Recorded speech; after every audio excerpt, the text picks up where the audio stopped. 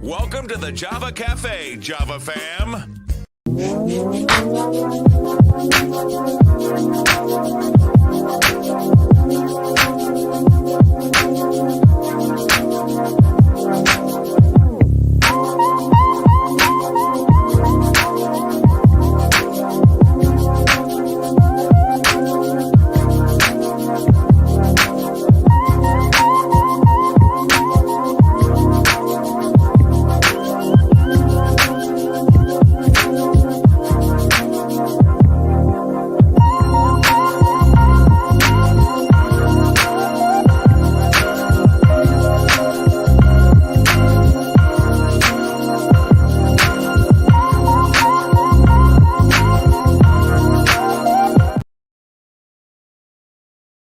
Good morning.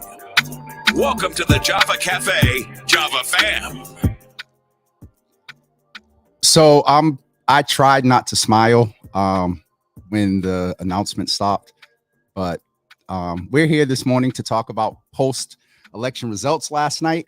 And though all credit to Carlos Enriquez that helped me understand that my concerns, though valid, he helped me understand that some of the dynamics of the council have not changed as radically as I thought they would. But I am smiling because I was advocating for Henry Santana to get that fourth spot, and he did. And amongst the political pundits, and we named this last night, the Wu train basically did a sweep. Everybody that Michelle Wu backed won. A couple of candidates I didn't even know she was backing. So we are very organic today. I reached out to the Honorable City Councilor Kendra Lara, who's going to share some of her perspective post-election, some of her tenure. And our main guests today are good friends and family. Yes, we're in business together, and they have really helped me in all this stuff you see with Nisa as well. But the Davis system is here to chat with us about impact and numbers. I don't know if you guys have ever seen Anthony in his political wonk, or we call ourselves political nerds in the numbers, but we're about to let him loose today. And so I'm going to ask our counselor. Also, Henry Santana is going to come in with us in about 5 to 6 minutes or so. So what I'd like to do, because we are sort of handling this organically, is start with our counselor as far as introduction, and then also our wonderful queen, Erin Davis, and then our king, Anthony Davis. And wow, y'all really look good on my screen this morning. And the music stopped right on. Okay, everything's going good this morning. Lord, just keep the electricity on. All right, so counselor first, good morning to you. Good morning to Anthony. Good morning to Erin. The Davis system is very politically astute and understand a little bit of a pause before we jump into the numbers to allow our counselor to greet and give some perspective. And then maybe, Anthony, if you don't mind, we can just have a little conversation before we go into the numbers with the counselor. But counselor, say good morning and then describe your feeling about last night in one word. Good morning. Good morning. Thank you so much, James, for having me. It's an honor to be here with Anthony and Erin Davis, who I think are, some of the greatest, brightest young stars in politics in Boston. And so I'm really, really happy for all the work that y'all have done. I'm doing well this morning. I've well rested, I've been well rested since September, so that feels nice. One word to describe how I'm feeling today. Relieved. Relieved. Okay. And can you give us some context to that relief? I think that there's some personal relief for myself. Absolutely. There's some personal relief for the future of my district in terms of who was elected to replace me. Okay. And I think that there's some relief for the future of the entire council. It could have gone differently yesterday, both for some of the district seats and at large. Okay. So I'm going to allow Anthony and Erin to greet as well, and maybe do the same thing. One word post last night. And so we'll start with Erin. Greet the folks. Say good. They know who you are, but greet the folks and say good morning. And one word for you, and then give us the context as well. Good morning, Java fam. Specifically, good morning, Mama Java. Always great to be. Yes, I'm gonna call her out.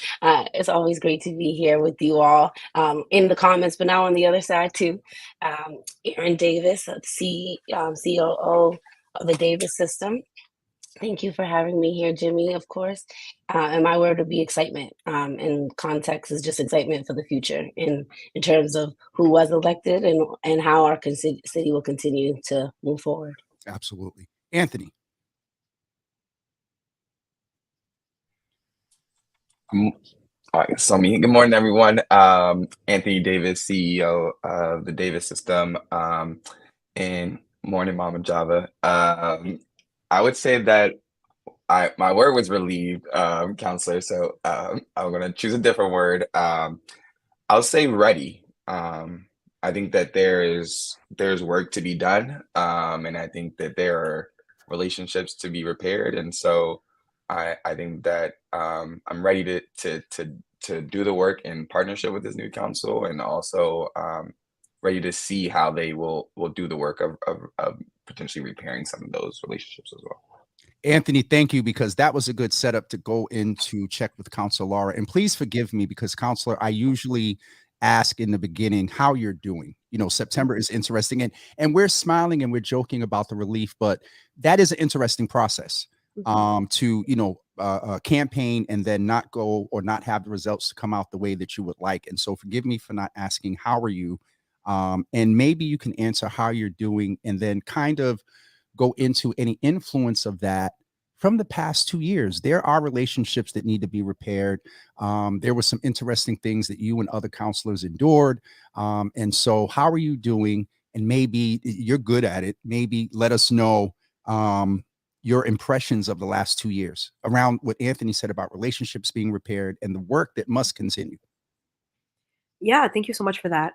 You know, I'm doing well. I think that part of being in elected office is being okay with the democratic process playing out, whatever the outcome of that democratic process might be. I think you work hard, you tell your story, you make your case, and ultimately the voters get to decide who they want to represent them. And so I have very much come to terms with the will of the voters.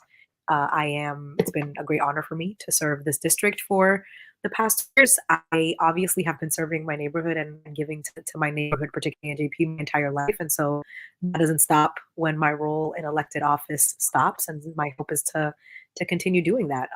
I think that, so in terms of how I'm doing well. I'm spending more time with my family. I became a great aunt recently and got to travel to Miami to see my great nephew be born and spend a week with my family. And I'm volunteering at my son's school, helping in the classroom, and so I'm feeling well balanced and well cared for in the aftermath of the election. So I'm doing really well. Let's see, the last 2 years. Oh my God, what? Hey, let's go. I'm like, there is one thing that I want us to keep in mind in the context of having this conversation, is that we look at local politics and we look at city council as, you know, being local politics, but I look at the city council as being our bench, both statewide and federally, right? This is the bench. We have Congresswoman Ayanna Presley, who came from the Boston City Council. We have our AG, Andrea Campbell. And so I want us to consider that when there are narratives and attacks lobbied against progressive or leftist counselors, particularly people of color, that it's an attack on our bench.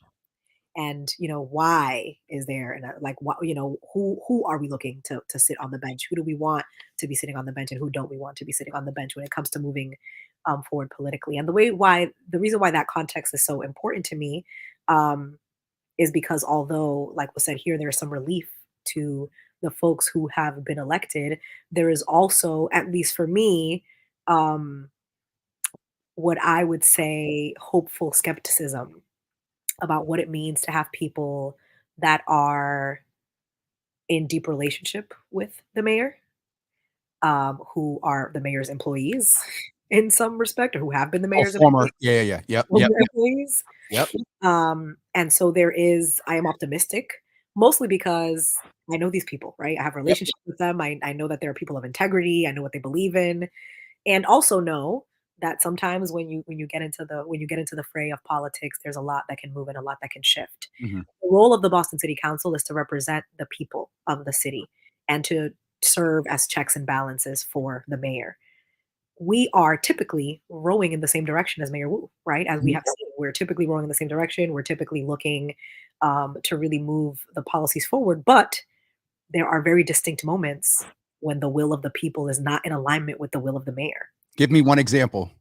I want to talk about, the the tent removal at Mass and Cass. Okay. The 90% of the people in the city of Boston voted for an elected school committee, and the mayor did not sign That was named last night. Yep. Yep. right? So there are multiple examples where the people of the city are asking for something, and us as representative of our constituents have moved that policy forward. I think the elected school committee is a perfect example, and the mayor has said no. So I think we have to really consider the prospect of, with this council that is in such deep relationship with the mayor, the new council that is such a deep relationship with the mayor, what happens when the will and the wants of the people, of the constituents, are not in alignment with what the mayor wants? And what I would like to see is that we can trust that these people are going to be willing to stand up to the mayor and to stand opposite of the mayor, however small amount of times that is. I mean, in the last 2 years, you're talking about maybe what, a handful of times where the council and the mayor have not been aligned on something. Yeah. So it doesn't happen often, but I think for the purpose of the democratic process and for the purpose of the constituents of the city having their representatives, I think that they need to know that when their wants are misaligned with the policy, the policy vision of the mayor, that their city councilors are going to stand for them.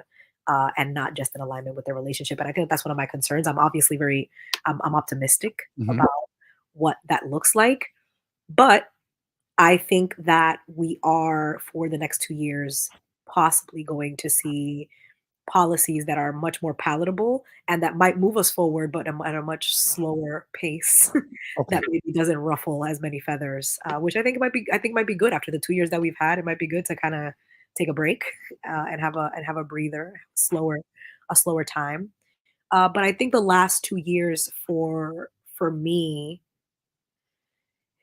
have really shown a number of things, some good, some bad, some ugly, but particularly that when there is a collective push forward that is perceived as being too much of a push forward, that there's always a backlash. A bat. Yeah, there's always kind of like a backlash of that. And so I think that we spent the last 2 years, the council spent the last 2 years seeing what happens when you have a strong progressive voting bloc, when the progressive voting bloc is moving together, when we have power to move policy, when we have power to whip votes, when we have power to get things done. Um, it makes people uncomfortable. And the way that that happens also makes people uncomfortable, which, I think that is, I understand that more than other things. But, I'm happy to answer more specific questions about the last 2 years. But I think ultimately we are seeing the growing pains of a changing city. Leadership is changing, who's in power is changing, what the city cares about is changing, and we are experiencing growing pains, right? It's difficult to govern when you have 13 people who all care and love about this city and have various different ways of reaching that goal and that vision that they have for the city that they love. And I think it was 2 years of many, many growing pains for the council and for the city, so that we could give this is a birth canal. We're giving birth to a new city, and we're going through the birth canal, and the birth canal is tight and it's dark, and it's painful and stressful. But my hope is that we're going to come out of it from better. that from that comes a beautiful thing, life. And an example, not to get too deep, but you talk about the growth, and here we have this morning an example of that growth. Henry, correct, I'm sorry, counts. Hold on. I got Correct. look, I got these little bells and whistles for something.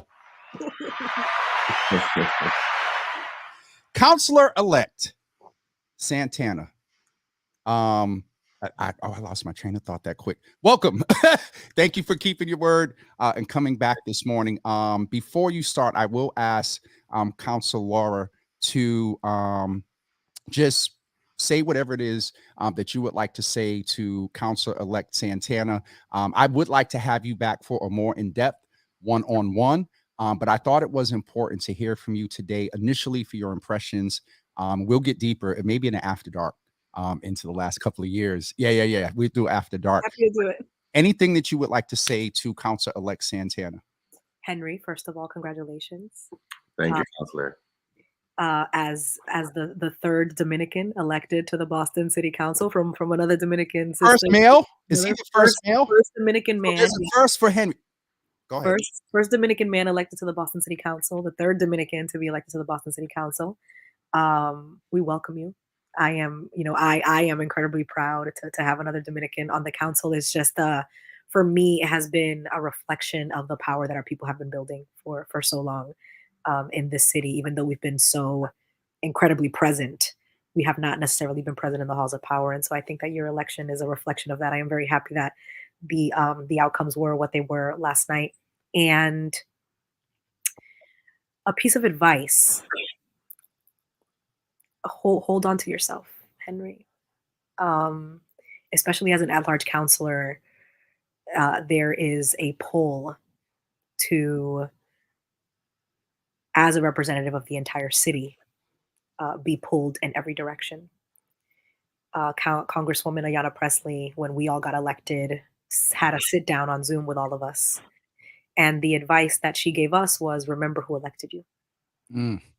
And so I am passing on that advice for you. Hold on to yourself. Remember who sent you there. Remember what you went there to do. The political landscape will change. It will shift. Sometimes move with it. Sometimes don't. You'll do well. I think you're going to do well. We got your back. Thank you, Councilor-elect Santana, your response. Well, first, good morning. Good morning, Jimmy and Aaron, Anthony, and good morning, Councilor. Thank you for having me. I appreciate those words, Councilor. The Councilor and I have done a lot of work together when we've been in City Hall. And, when I originally decided to run, it was in hopes of, being a future colleague with the Councilor. But, I just wanted to thank you for those kind words and for the words of advice. And also thank you for your years of service to not just District 6, but to our city of Boston. Councilor, thank you so much. We haven't heard the last from you. One thing that someone once told me is, and in your case, you have the front work beforehand, that people that run for office, if they don't win, a test or a test of their commitment to community is if they're still going to do the work post not being favorable in an election. And I presumably, hopefully, knowing that, I was trying to use a couple of your words, but we haven't heard the last from you. And so thank you so much for joining us this morning, but we'll reach out and get the after dark schedule, because I'm looking forward. Absolutely. I'm happy to come talk about any of the mess, unbeholden to my seat. There's some freedom there. There's some freedom there that I would love to take advantage of. So you gotta wait till after January. You let me know. No. I'm listen. They elected a new leader. I'm here to finish off the legislation for the next 2 months and hand it off to the next person. Obviously, congratulations to Councilor-elect Ben Weber, who's going to be representing District 6. I take a moment to say that. Yes. I'm happy to come back. It is absolutely not the last of me. I came into public office after spending all of my life serving, and my hope is to continue doing that, hopefully in a less public way. And I look forward to enjoying some of that privacy, but I am here for whatever you need. I'm here for anything that anybody here, Henry, Anthony, Aaron, if there's any way that I can be helpful, if there's any way that I can serve, please let me know and consider me a champion of your work in the future. Councilor, thank you. I appreciate you. Thank you so much. Take care. Listen, folks, I just want to name the patients of the Davis system that is in the building. When things went the way they went last night, I did like I used to back in the day. I was on the phone texting. I'm like, listen, can we and so Henry, I know you're probably in demand. We want to just name a couple of the first. You are the first Dominican man to be elected to the city council. This is your first interview as a councilor-elect, and so thank you. I also want to shout out to good brother, and he has been very humble around it's a team effort, but I want to personally shout out brother Michael O.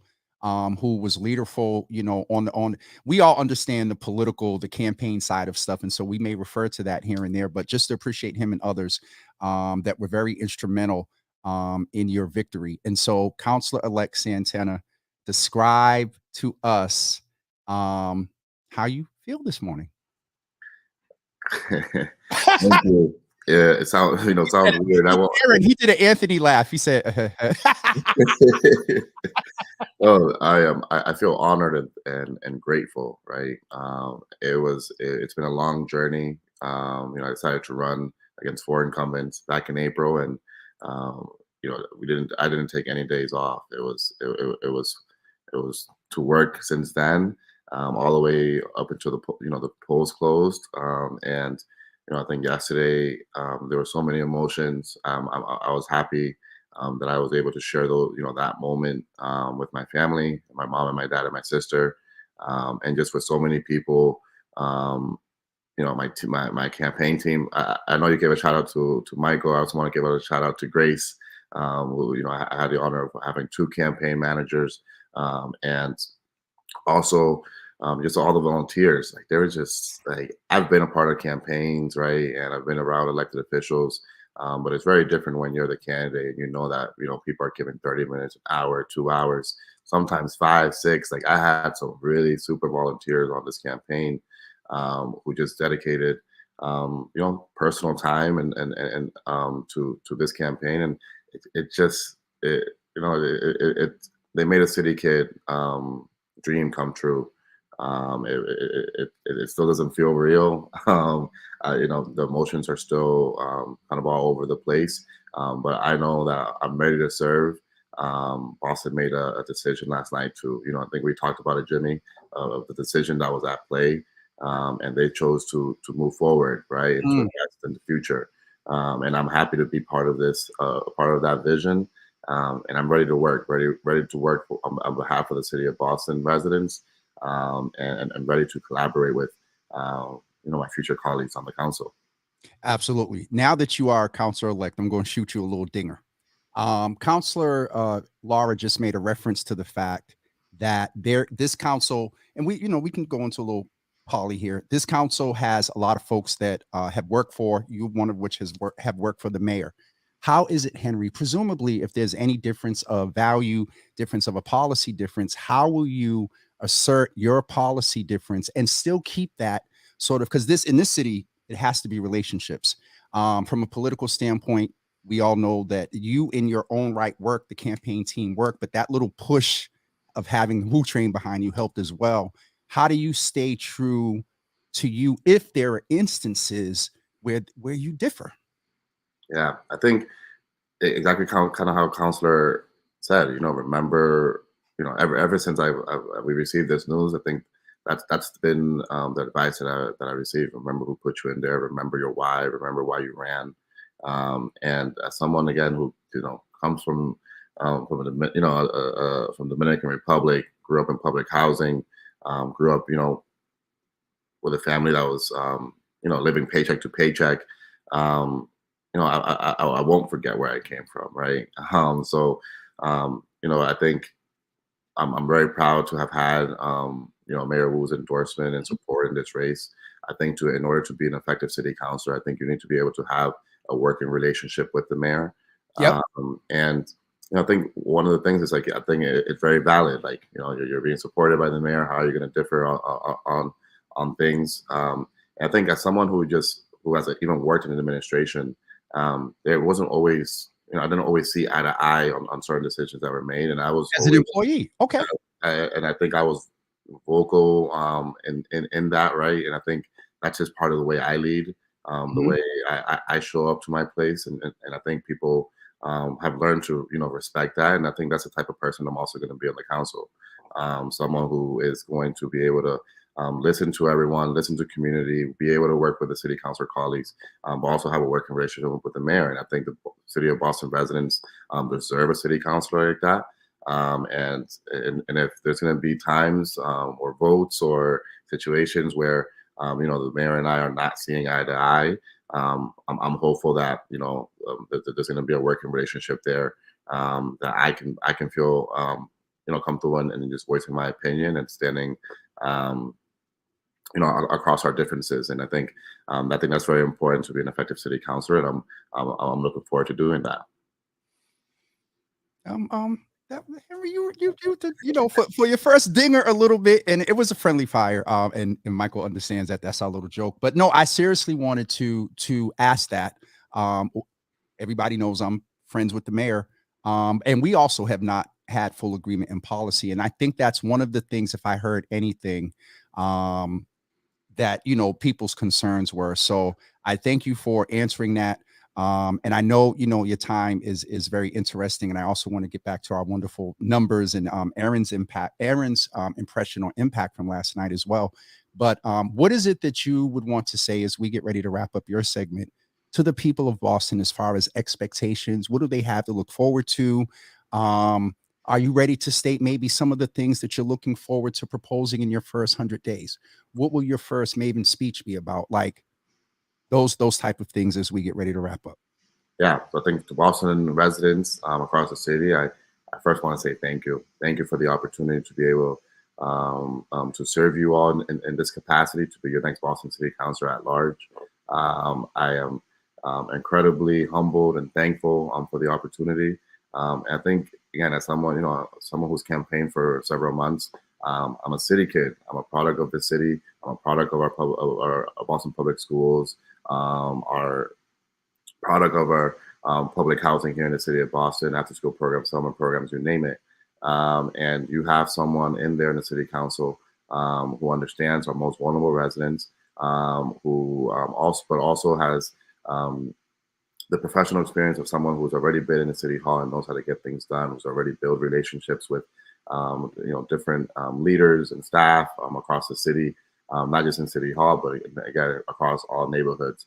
And you have someone who's going to work extremely hard on your behalf, someone who's going to be collaborative, someone who's going to be transparent, and someone who's going to bring their full self to this work. I have had the honor of being around this space and around candidates and elected officials and city council. And for anyone who knows me, I show up as my full self, and I'm looking forward to doing it on the city council. But just know that you have someone who's going to work extremely hard on behalf of our residents across the city, but also be very intentional about how we're thinking about our most vulnerable residents across the city, and how they're being, how they're coming into the table, into the decision making. It's something that I'm committed to. I think in terms of public housing and housing in general, is something that's very dear to my heart. I really want to be able to work with our administrator and Kenzie Bach over at BHA, and how do we really look at public housing across the city to create more units, to fix up the infrastructure, but then also create pathways for home ownership, right? I think that's very important. I think that a lot of the $250,000 versus $7 that we're seeing in terms of wealth gap, has to do with home ownership. And I want to make sure that we as a city council, are working in partnership with the administration, are creating more pathways for people who come from low income, from public housing, from subsidized housing, straight pathways to home ownership. And I think that, again, something I mentioned a few days ago, public safety. I want to make sure that our kids, our youth, our families, our elderly are in a safe city. And we've seen all the the violence has gone on over the last few months. And I often mention the headlines of the 13-year-old, 14-year-old playing in a park, and I want to be someone who really champions this, who really thinks about this intentionally as a Black man, as someone who grew up in public housing. As a Dominican immigrant, I understand a lot of these issues, and the best thing that ever happened to me from a public safety standpoint was having truly affordable after school programs, truly affordable summer programs, and just programming in general that kept me and my siblings safe. Right, I want to be able to really invest in that. I want to be able to invest in the future, and in our future generations. And I'm just looking forward to, again, collaborating with my city councilor colleagues, but also really working in partnership with the community members, and not just leaders, but residents. How do we really bring residents who are not typically part of the conversation, who may not have time to be part of this conversation due to everything that's going on, whether that's job, whether that's family, but knowing that you still have a voice in the city council, and that they definitely know that they have a city councilor who's going to be fighting for them and uplifting those voices. Council-elect Santana, I'll say to you and share the sentiment that Council Laura shared as well. As someone who has watched politics for a long time in the city, stay true to everything you just said in the last 2 minutes, and you'll do well. There'll be a lot that will try to pull you, as she said, in different ways. But, sir, and I've unfortunately seen it a few times where folks go in with this heart, and then somehow they wind up leading with their head, and their hands are confused. Stay true to your heart, think with your head, and allow the people to guide your hands, and you'll be good. So thank you, Councilor-elect Santana. It is just, I can't say that without smiling, sir. I'm proud of you, and we look forward to, supporting you and working. And if there are times of disagreement as well, we'll converse. I expect it. I'll expect it. Thank you, Jimmy, for the opportunity. Great to be here with Aaron and Anthony, who are just tremendous leaders, and not just young, like true leaders in the city of Boston. Yep. And just thankful for the opportunity. I'm ready to work with you all. I'm ready to build with you all. And thank you. All right. Thank you, sir. Appreciate you, brother. Folks, that was in his first interview, our Councilor-elect Santana. And so, first of all, Anthony and Aaron, thank you both for your patience. When I booked them, they didn't know that I was going to be running around last night trying to get these folks in. And good morning to you, Tristan, listening over on you. Hey, good morning, Tristan, listening over on YouTube, I believe from Beckma, who was in the building. And so I'll start with Aaron. Impressions of the past, oh God, half an hour. Sorry, y'all. I love the last half an hour. I'm just excited. I can't wait to see what Councilor Laura continues to do for the city in the future, and looking forward to working with her to continue to uplift the work in JP that she was already doing. Mhm. But then for Henry, as you know, we were definitely big supporters of Henry as well, and have been supporting his campaign from the start as well. So just really happy for him, genuinely, not just for him, but for his whole family, for our city. Love the fact that we have the first Dominican man in office. I'm like, I just want to start dancing when we said it. But I'm just really excited because I know the type of family that Henry comes from because it's similar to mine. And so I know that they won't allow him to forget where he comes from, even if he wanted to. And so with that, I know that we have a counselor now that is truly going to continue to be rooted in the people. And I'm really excited for that. Absolutely. We're going to come back to some impressions after. Anthony, I just want to ask you one question. How did we get here? I think that is a good one. Okay, you can give impressions on the last half an hour, but I know you've been waiting to cut loose. How did we give impressions, and then let's go through how we got here? I'm getting screen up right now.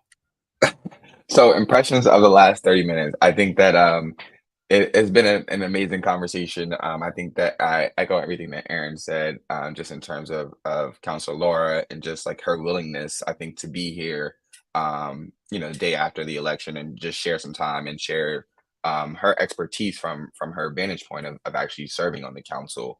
And then I think it's dope that Henry's first interview was with you. A fellow Black man and a fellow Black man in media is the first person that Henry decided to spend time with on the day after the election. It's powerful. It says a lot about all the things that we've been saying about him not forgetting himself. I'm sure there were a lot of people who wanted this first exclusive interview, but the fact that he did it with you, it says a lot about his values and the team that he has around him as well. So I said something very similar to him last night about not letting them change him, not forgetting where he came from.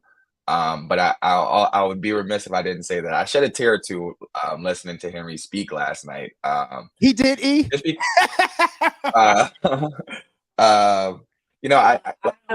I almost did too. So we just. Oh, The So as crying Aaron said, Davises. like I get the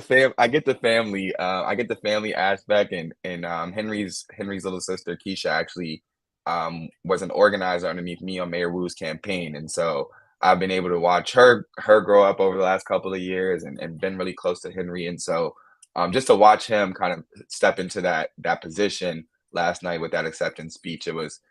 As Aaron said, we've been there really since the beginning, so it was a long time coming, and it took a lot of pride in just seeing another Black man up there, accept and becoming, our city councilor here. Hold on. Hi, Anissa. So I am so curious, Anthony, to hear your impressions around the numbers and how we got here. Anthony and I are going to work through tech, and so he's going to guide me what to bring up. Y'all know this is not my wheelhouse. What am I bringing? Where are we going first? We can go to the city's website. No, I mean like at large, or you want to go to district? Let's start with at large. Okay.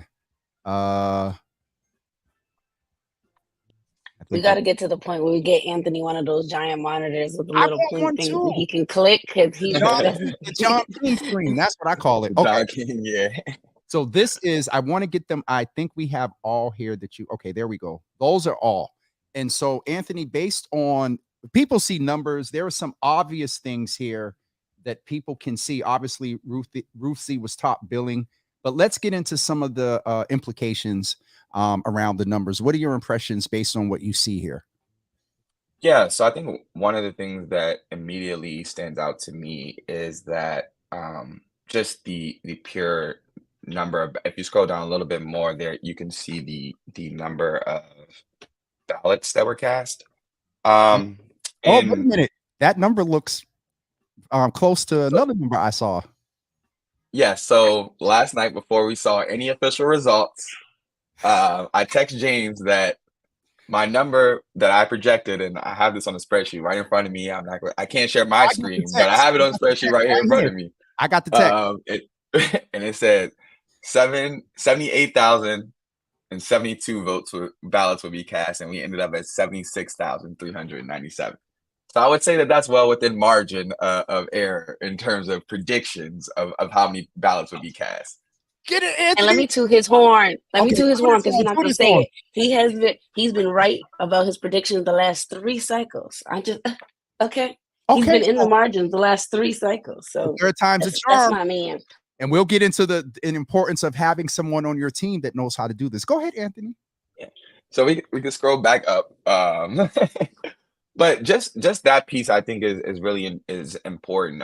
And I think that I had a chance to connect with and check in with a few of the different campaigns, and I feel like even some folks within the city, there were some, I would say, thoughts, a little bit of concern that we may have a low turnout because we tend to, that turnout tends to struggle. It tends to trend lower in non-mayoral years, and at the end of the day, we still did. I mean, when we think about the overall percentage of registered voters, there are over 400,000 voters that are registered to vote in the city of Boston.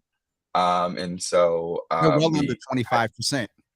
Yep, well under 25%. Even if we had gotten to 100,000, we would have been under 25%. And so while we can say that there is still a lot of work to do, we can say that this election, it turned out, folks from across the city, I think throughout the day, we were monitoring turnout numbers, and what we saw was that pretty much across the board in the city, folks were turning out to vote.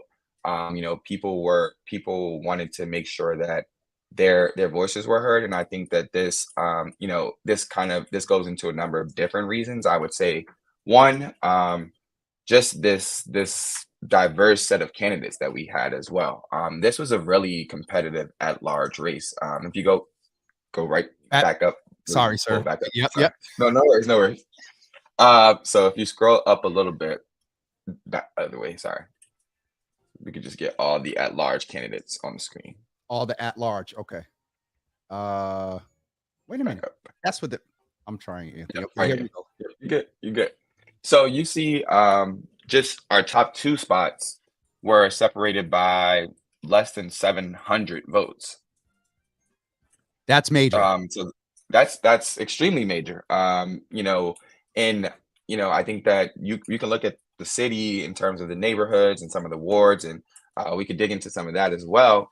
Where Councilor Lujan outperformed Councilor Murphy, and where Councilor Murphy outperformed Councilor Lujan, and you would see that it tends to be in places where we would expect.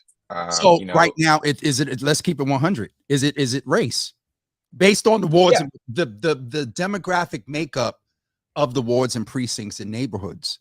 Is that I would say less about race and more about political ideology. okay? When we think about places like South Boston and West Roxbury, we don't necessarily call those neighborhoods progressive, in a sense. We don't look at those neighborhoods as representing the values that the city of Boston, I think, as a whole, represents. And you can get into also demographics of the neighborhoods as well. Back to your point, where they're not as representative of the entire demographics that the city of Boston has to offer. And so I think so you see that split. But one of the things that I also noticed throughout the day, and Michael and I were kind of off and on, Michael Henry's campaign manager, were kind of off and on the phone and on text messages as well. And one of the things that we saw were that in those neighborhoods specifically, and specifically in Ward 6, which is a South Boston ward, and then Ward 20, which is inclusive of a lot of the West Roxbury precincts, those precincts were turning out at pretty large rates throughout the day. You shared that yesterday with me, and I was like, "Uh-oh." Yeah. So as we were looking at it, I think as we were monitoring the numbers and turnout throughout the day, it was like, that's really concerning. But I remember, I think it might have been after the 3 p.m. numbers came in, that I told Michael, I said, our folks are voting, but their folks are voting as well. Yeah. And their folks are voting more. But I think this is the biggest takeaway, is that the city of Boston now contains more of the progressive vote than the old guard vote, I would say. There was a mandate delivered last night that the city wants to move forward, and the city is much more in favor of a forward direction than the backwards direction. Yes, sir. And so regardless of those precincts turning out at astronomical numbers, they just don't have enough precincts in the city to compete right now. And so one other thing that I thought was interesting, just looking at the overall numbers here, and I'll shut up after this or let Aaron chime in. James, you ask another question, but the difference between Julia, Henry, and Bridget. So Councilor Mejia, Councilor-elect Santana, and Bridget.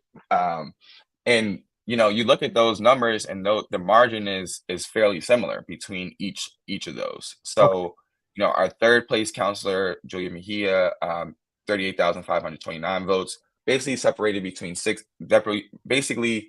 by 5,000 votes between her and Henry, and then Henry and Bridget are separated by about 6,000 votes. So I would say that the top 2 spots were extremely competitive, but we also saw a trend when we go into these next 3 positions as well, where it wasn't separated by a ton of votes. You look at the percentages, it's 3% of a difference between each of these candidates as well. And so I think that says that, Councilor Mejia has had a very strong presence around the city. We can say that. I think each of us can attest to that. Yeah. But that also, Henry ran a very competitive campaign. I think for him to come within margin, to come this close to Councilor Mejia, someone who's a city councilor. Yeah, he's his first time candidate. It shows just the breadth of kind of support that he had around the city. And even looking, kind of diving into some of the neighborhood data, there were some pretty sizable, there were some neighborhoods where Henry outperformed, some wards where Henry outperformed Councilor Mejia. And you look at that, and it's interesting, but I think it also just goes to kind of show that Henry did a really good job of building a coalition. I think one of the things you you see from his campaign is really from every neighborhood that he could, he picked up endorsements, whether it be counselors, Counselor Coletta in East Boston, whether it be Counselor-elect now, Sharon Durkin, getting that Back Bay Village. Like that was one of the wards where he outperformed Counselor Mejia. It was in that Back Bay Village area. And so his coalition building really helped him deliver and perform so well, I think, yesterday. Aaron, Anthony gave us the numbers and he gave us some impressions as well. But from your observation, what were you hearing on the ground? What were you observing yourself as being someone that works in the political realm and aware, politically astute and into electoral politics? How do you translate these numbers into anecdotal from what you were hearing and seeing on the ground?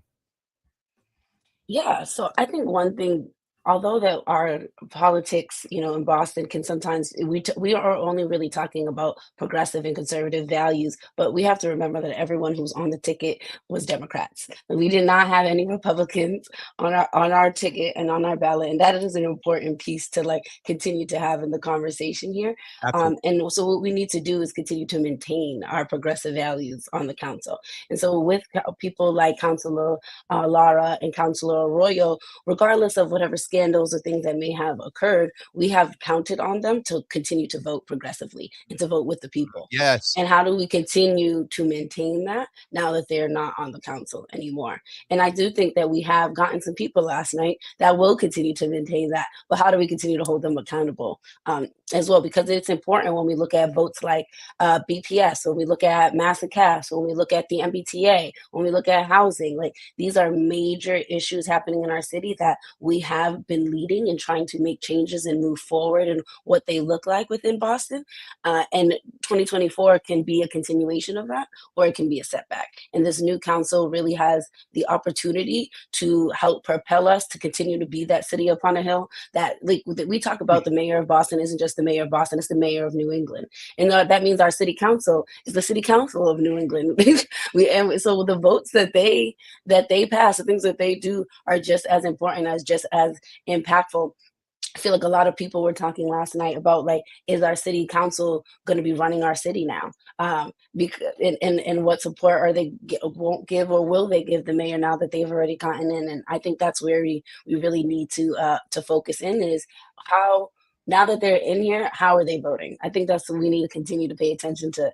How are people voting once we put them in these seats? Because next year is another big election cycle. Who do these candidates endorse next year in these larger? How are they supporting? How are they building up the infrastructure to make sure local politics here in Boston is supporting the national infrastructure as well? All of these things matter. One of the things I wanted before I come back to Anthony is, let's just name, Aaron, that from a political and campaign standpoint, the expectation is that if you endorse me, I'm going to endorse you.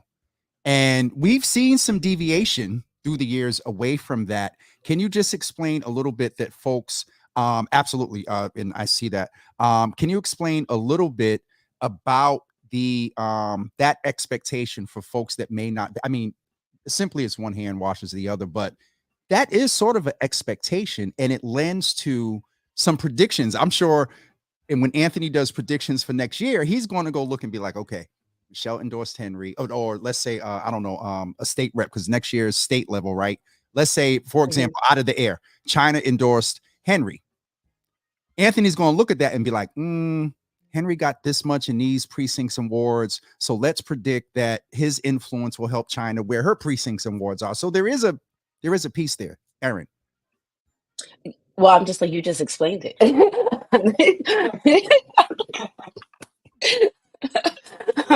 That's the whole. Ideally, it's not only just that, though, that people actually take into consideration, like, this is the policy stance of this person, this has been the voting history of this person shows up in community for these pieces. But as we all know, like, they play the political game, and in order to, one hand washes the other. But ideally, all of these other factors play into who gets an endorsement as well, not just because you endorse me, I endorse you. Absolutely. Let's jump into, we're talking about endorsements, and let's just keep it 100. One of the major endorsers in this city is the mayor. Anthony and I asked Henry about this, and I have to just be real.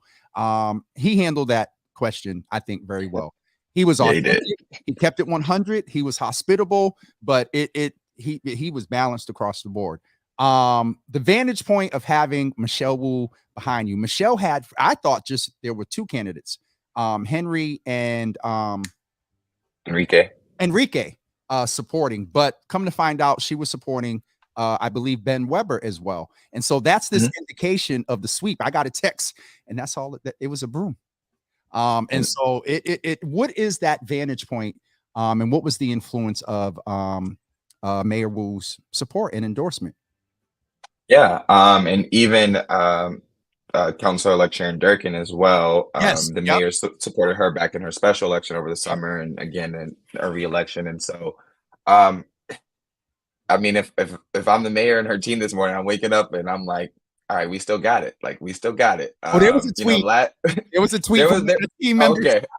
Oh, I missed it. I might have missed it. I gotta go check after this. But I think it's interesting because our last election cycle last year, 2022, was our statewide elections, governor's election, and I think that the mayor and her team, they endorsed in that race, and some of the endorsements didn't necessarily go in their favor.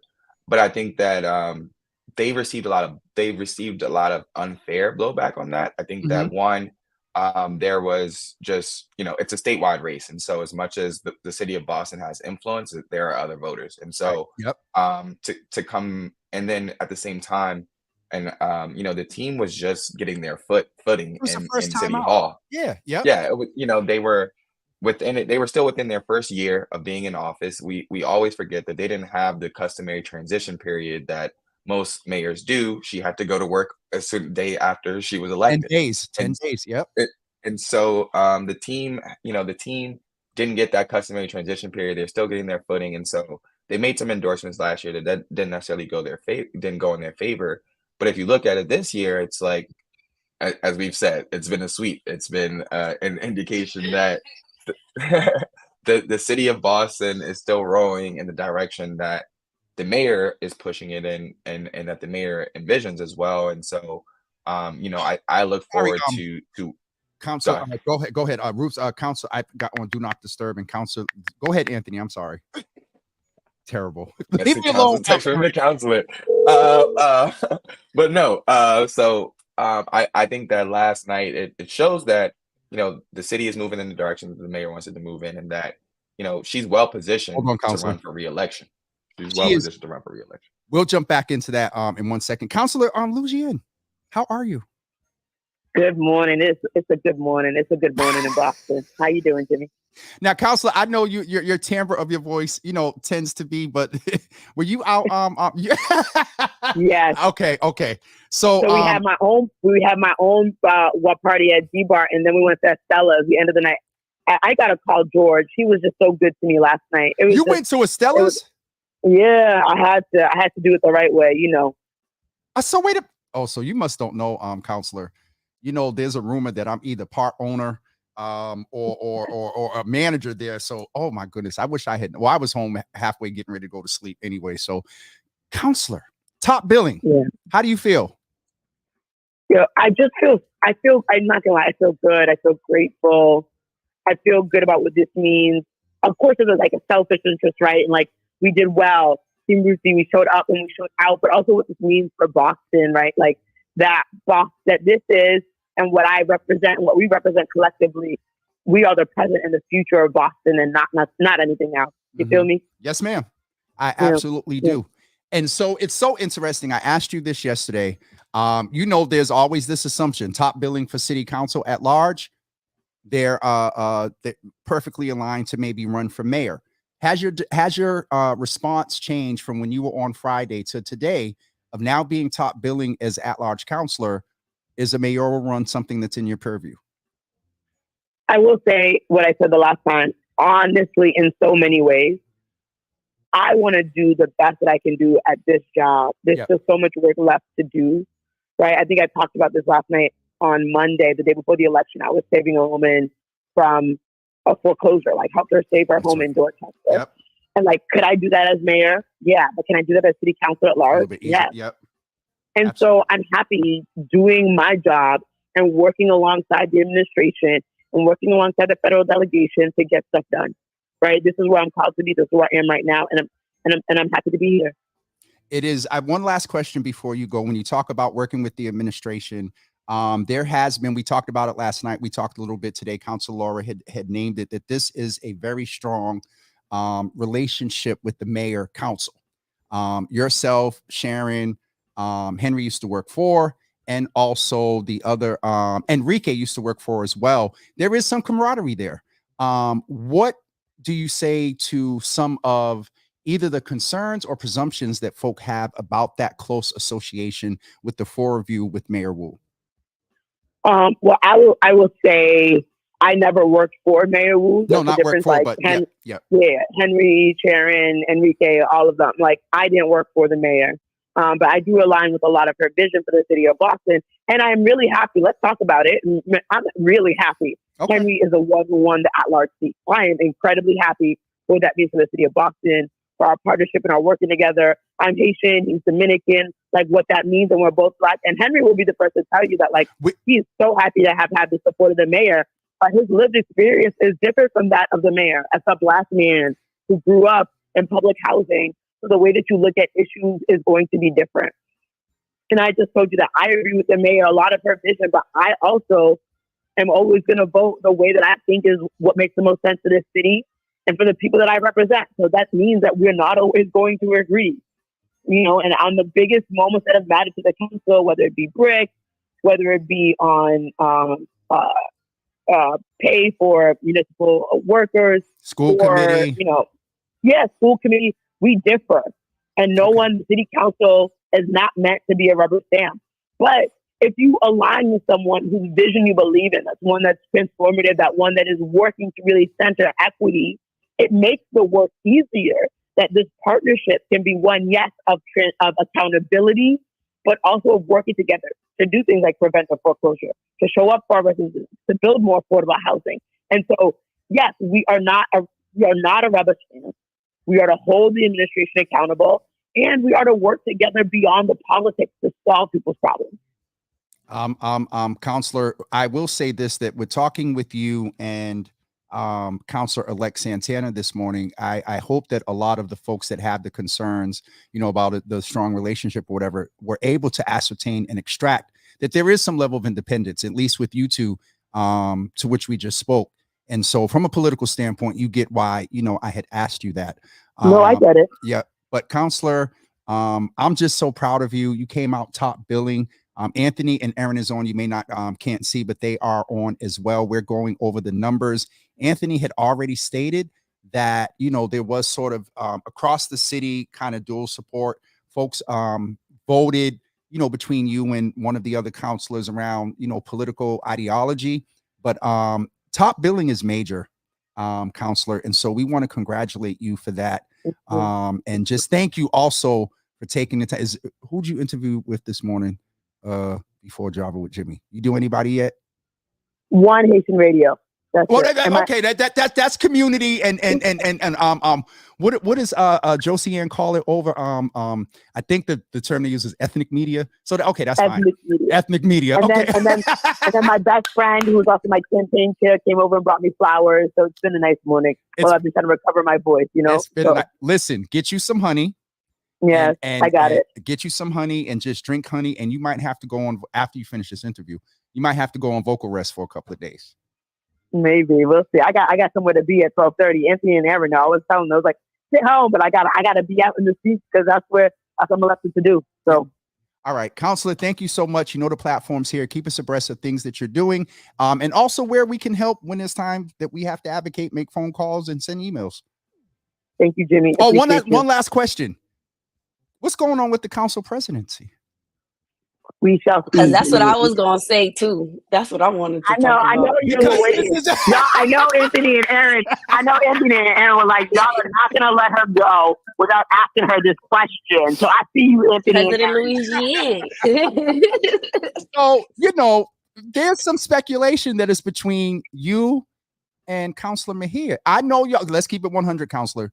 Y'all have already started the conversations about who got the votes.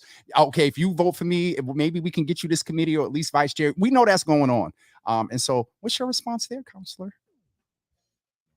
Let me adore this little one I got. This little top vote getter. Let me bask in that. Counselor, please. that was one of the realest answers. She said, let me just savor in this right now and I'll get back to you. It was a little political, but it was real. It was real. It was real. No, I'm not going to lie to you. I'll be real with you. People have always said, hit me up. I'm like, can at least we talk about this in the second half of the day? Let me get my voice back. Let me chill a little bit. Second half of the day, you know? Counselor, thank you. Get off of here and rest your voice. Folks are in the comments telling you to drink honey. Lemon don't work, Belinda, and I'll tell you about that in a second. Because the same thing that lemon doesn't work. It doesn't, because what does lemon do to your lips? It causes them to parch and all of that. They'll do the same thing to your vocal cords. So honey, and I know Belinda might get me because she's a professional singer, but warm tea and honey, Counselor, and try to talk as least as possible and not raise your voice. Thank you. I'm gonna go re-up. I have my tea, but the water got a little cold, so I'm gonna go re-up right now. Okay, so Counselor's going to go re-up on her tea, and we'll talk to you. Counselor, I love you. We'll talk soon. Thank you, Jimmy. Love you too. Have a good day. Thanks for the support. Bye. I just want to add this in because I really did want to bring up the part about her president. I do, because realistically, our current council president was elected in order to keep the old guard in power. Like, that's really why he got his seat. And so we have to, when we're looking at who the new council president is, oh yes, I can sip on that one too. When we're looking at who the new council president is, I really do hope we look at seniority, we look at leadership, we look at who has been leading around the city, really doing who topped the ticket, who did the things that make sense that they should be really leading our city as the next council president. And that's my only 2 cents on my vote. I mean, the other thing that we can attribute to her that she came in, and the impression is, or the appearance is, she saved the day around redistricting and the opportunity district. So that is something that is major in the ongoing of progression in the city. Anthony, we had cut you off earlier because of Counselor calling in. And again, I want to thank both of you for your patience around the organic flow of today's show. But one of the pieces that you left off, Anthony, was the indication of the votes between between Julia, Henry, and Bridget. Were you able to finish all the observations there? For the most part, yes. But I see a question from David Halbert in the comments that I thought was really kind of in line with that conversation that we were having. Folks wanted David to run as well this year. But hi, David. Good to see you, brother. So as he said, his question is any thoughts on kind of Councilor Murphy moving from just making it at number 4 2 years ago to coming in second on the ticket now. And I think the election before then. Sorry, go ahead. Yep, as well. But I think this is probably an oversimplified way of explaining this. But I mean, I think that you see the absence of Councilor Flaherty in the race is felt. I mean, that is a very much so kind of that pathway. And he has topped the ticket. I mean, he topped the ticket in the most recent at-large race as well. And so when that person is no longer running, there are a number of votes that are now up for grabs, for lack of better terms. And so, I think one of the things that was really interesting was that there were a number of ballots that looked like, that we can say it looked like our top 4 in the city in the at-large race, where there were people who selected Ruthie, Julia, Henry, and then they also selected Aaron. Yeah. That there were places in the city where Aaron favored really well, and then after her, Bridget performed the best. And so we also see the result of Henry and Julia also battling and potentially splitting votes as well, which leads to Councilor Murphy then moving up in terms of her ranking, now her ending up second, because at the end of the day, Councilor Mejia, Henry have very similar demographics, very similar backgrounds.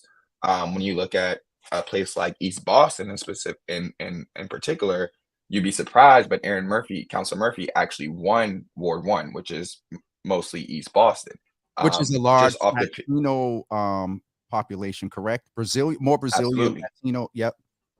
Absolutely, more immigrant population as well. And you would think that neighborhood would favor in terms of either Council Lujan, Yep. Council Mejia, or Yep. Henry. Yep. But we also see that, and I'm going to give you all some numbers specifically from Ward 1 that I thought was really interesting, was that in Ward 1 in East Boston, Rusi received 1,560 votes. Yep. 1560. Henry received 1513.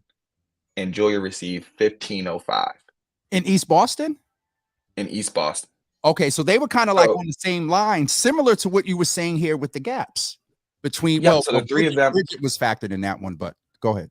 Yeah, but the three of them, the margin between the three of them was 55 votes, and those votes more than those are way more votes than the votes that Councilor Murphy received in East Boston. But the fact that they're splitting these votes, the fact that people are having to choose between potentially, gotcha, one of them versus all of them, being able to select all of them, then that's where you see kind of that trickling in, and where you can see Councilor Murphy end up finishing first in a place where we would anticipate that either Councilor Lujan or Councilor Mejia would potentially perform better.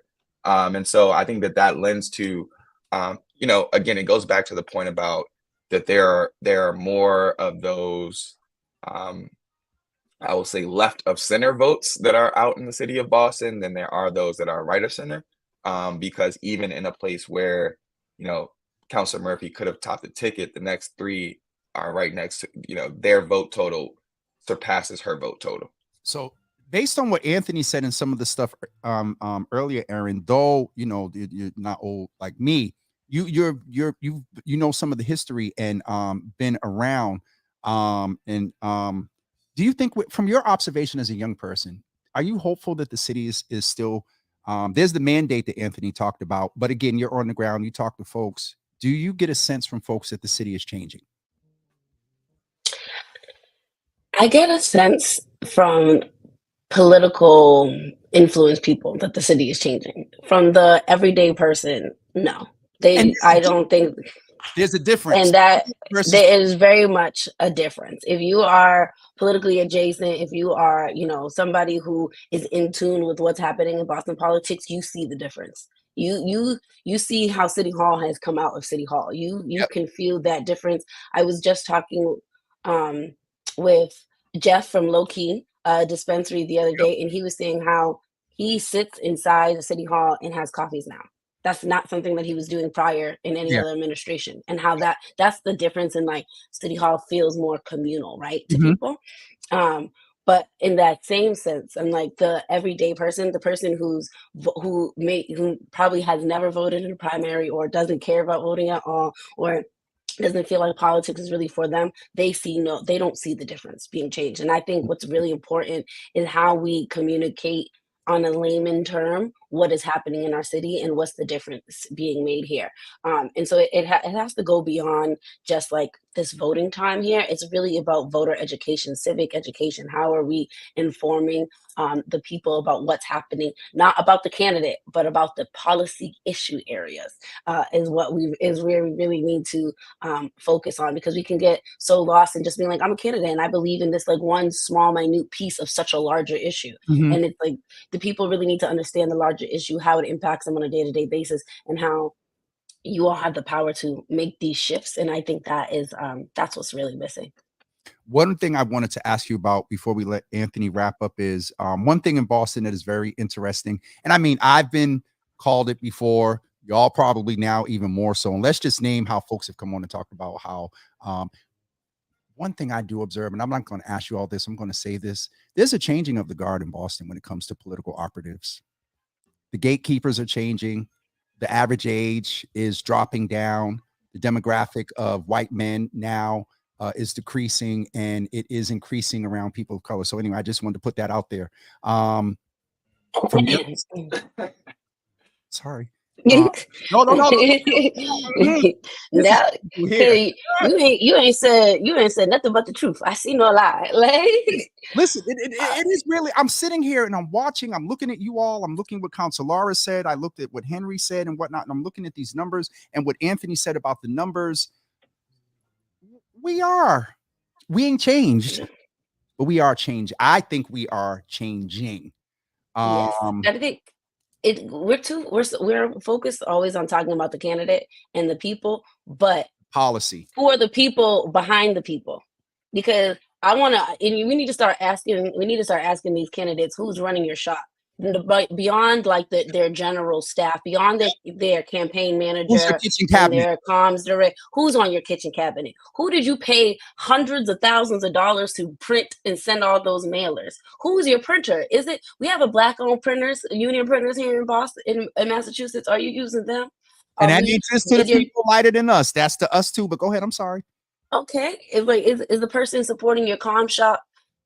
Is that a person of color? Is the person who wrote your field plan, is they a person of color? Like, and at the end, I'm talking big because the Davis system can do everything I just named. Two. I can attest to that. However, it is not just us though. We are not the only firm that's out here doing this work. And when we look next cycle, that's what we need to be asking. Who's the people behind the people? Because I'm going to start supporting campaigns that actually support us. Because the old guard lost last night. No, beyond the progressive mandate, the old guard lost last night. And so when we're looking at who's these new candidates that are coming out to run, stop looking at the old guard to be like, well, this is how it's been done. And well, Bridget lost.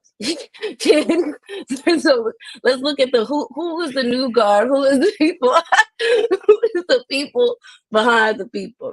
I'll pass it off to my husband because I know he's been waiting on this one, but I'm a toot in my entire way through. Come on, Anthony. Or did she do like she said I did to her? Did she just cover it? Like, I'm gonna drop the mic. She just gave the benediction. She just gave it all. She got it. Listen, go ahead. No, I would just add, I think as Aaron said, operatives in the city is we need to move just as we are moving forward with our candidates, the people who look like and represent the city and are representative of the city. The operatives and the people behind the scenes should also be looking the same. I think that too often in campaigns, candidates who are great candidates, who are progressive candidates, young candidates, candidates of color, they are told that, oh, well, you need to hire this old white consultant because they know how things are done. And too often, and Councilor Lujan is actually a perfect example of this. Who was just on the call. She topped the ticket, and she didn't have a bunch of political consultants who were helping her out on her race. She said last night at her election party, just this was the result of being of doing her job well, a result of her being in community often and people seeing her and her team. She didn't need there wasn't a special sauce. There wasn't anything that one person could tell her that they didn't already have within their team. She has a young, diverse team, and they've all had opportunities to cut their teeth in politics, whether it be on political campaigns, on presidential campaigns, down to the municipal level. And so why not empower those people? Why not empower a Michael O on Henry's campaign? Right. Yeah, they had consultants that helped them out, but Michael and Grace, who were young people who are running the campaign, they were in the decision-making in the position. At the end of the day, the buck stopped with them. Yep. And so they decided how money was spent. They decided where they were going to talk to people. And so we need to empower those people. It's time to stop paying to lose. At the end of the day, that's what people are doing. Like y'all are paying people to lose races for you. And they out of touch with community now. I'm just add that part in there too. All right, so we're gonna get off now. Yeah, let's wrap up. Let's wrap. Let me. No, this is good because we need to end there. Let me say something to you all about the Davis system. Not only do they have the ability in-house, and I'm getting ready to say we. Anthony introduced the Davis system at an event the other day, and now technically I'm a client, but he forgot to include me, and I'm peeping around the corner like. Let me tell y'all something about the Davis system. We also have the ability to where we have the ability to pull in some partnerships.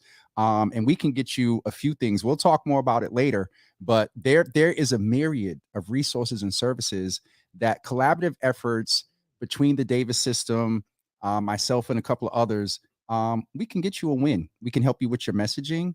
We can help you with events. We could, anyway, more about that is coming maybe early next year. Anissa, drop the booking link. Oh, yes, and Anissa has a book. Oh, the booking link. I thought I was going to talk about brand. What is it? What's the name of the book? Brand Success. Anissa's book that's coming out. Listen, Yes. you got to surround yourself with people that are just as assertive, just as community driven, and just as intuitive and creative as yourself. When you get among those folks and that energy starts stirring up. So I think that's Aaron gave the first benediction. I just gave the second.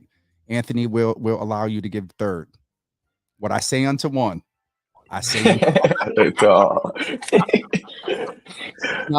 but no, I appreciate both of you. Roxanne, good to see you in the room this morning. I appreciate both. Mama Rocks. That's Mama Rocks? That's Mama Yeah, Rock. hey, That's Mama Aaron's Rock. mom. That's not. That's Foxy Roxy. You know what That's threw me off? Foxy Roxy. That's what kind of almost threw me off a little bit, because she got this little hat. Okay. Yeah, it's because she Foxy. She don't play. All right, mother. We're so glad to see you in here with Java this morning. Aaron, you know why I said that. The Java piece. All right, that's it for us. Don't forget Anissa's book link. That's not Anissa's book link.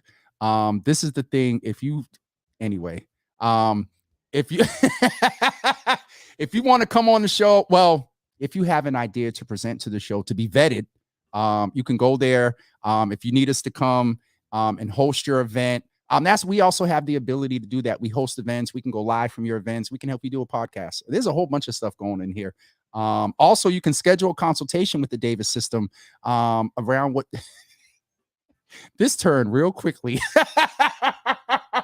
Listen, if no one else is going to toot your horn, we got to toot ourselves. So, but no, in all seriousness, Davis system is very impactful. They can appoint to campaigns like the Healy, like the Presley, like Wu and others. And you see the success and the increase of things happening in the Java Cafe as a testament. They work on a national level with the NAACP and organizations training folks from across the country. They've worked with the Black Men's a commission, the BMA.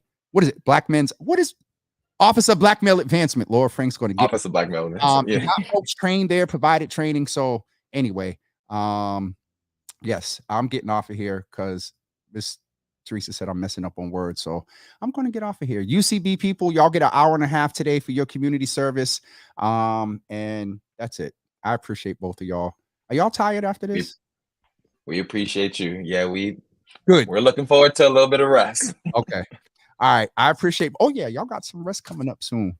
Oh yes, Miss Honeymoon coming up. Yes. And y'all, listen, y'all are just wonderful. Y'all one of my faves as far as couples and whatnot. And this ain't them just in public. Oh God, there's some good people, y'all. All right, I'm getting off of here. I'm starting to ramble. We will see you guys tomorrow. Tomorrow's Thursday. Tomorrow morning, we have artists who are coming in that are doing a show here in Boston. We'll hear more about it soon tomorrow morning because I can't look up the notes right now. But thank you all for being here this morning. And there we go. Maybe we have it right here. Tomorrow night we are partying with. Thank you all. See, this is why you got to have a team. Tomorrow night we are at Estella's at 10 p.m. We are partying with the Purpose. Actually, one of the members of the Davis system. Ms. and I were having this event. Mings, he's a young man that's been on before. We were having sort of just to get together. Friday is a holiday. And we were just having a get together, $10 cover, come get some food, good music, and also support Georgia as a Black owned business. You heard Roofsy talk about the fact that she went to Estella's last night and he took care of her. That's what he does there. But in the meantime, a member of the TDS team, Richie, was saying that her and Toyel, who has been on here before, a Black-owned business owner, we're putting an effort together to collect resources for those who have not migrated on their own, but who have been migrated here in Greater Boston. And so when I seen the flyer, we were making final decisions about Estella's tomorrow night, and I'm like, Richie, can you just bring a box? And so tomorrow night, we're partying with a purpose. Beginning at 10 p.m., there's a cover. Now, if you don't want to pay the cover, bring something, get there before 10 p.m. You can bring toiletries. You can bring cash. They will be collecting cash. You can bring, she didn't say gift cards, but I'm sure she would accept gift cards because they can then go purchase. And she did text me last night. They need baby items. They need baby items. The only other thing that I would say, okay, I'm getting off of here and let y'all go and do some other stuff. I'm going to let the Davis system go because they got work to do. And it'll just be me. I love y'all and appreciate y'all. And you should, I love y'all. Bye. But listen, for tomorrow, I'm asking you all to bring more of the non-clothes items, because I'm just, if you're going to bring clothes, bring new, bring them packaged, and just don't bring clothes that are just not clean and folded. And I think Pastor Marion said ironed. So, all right, let me get off of here. I'm tired. Today was very good. Thank all of you for tuning in today. And we'll see you tomorrow. She said a donation box. All right, sleep is over. Miss Teresa, you better get some rest. All right, I'm getting off of here. And we will see you guys tomorrow at 9 a.m. Have a wonderful day, and we'll talk to you soon. Peace, everybody.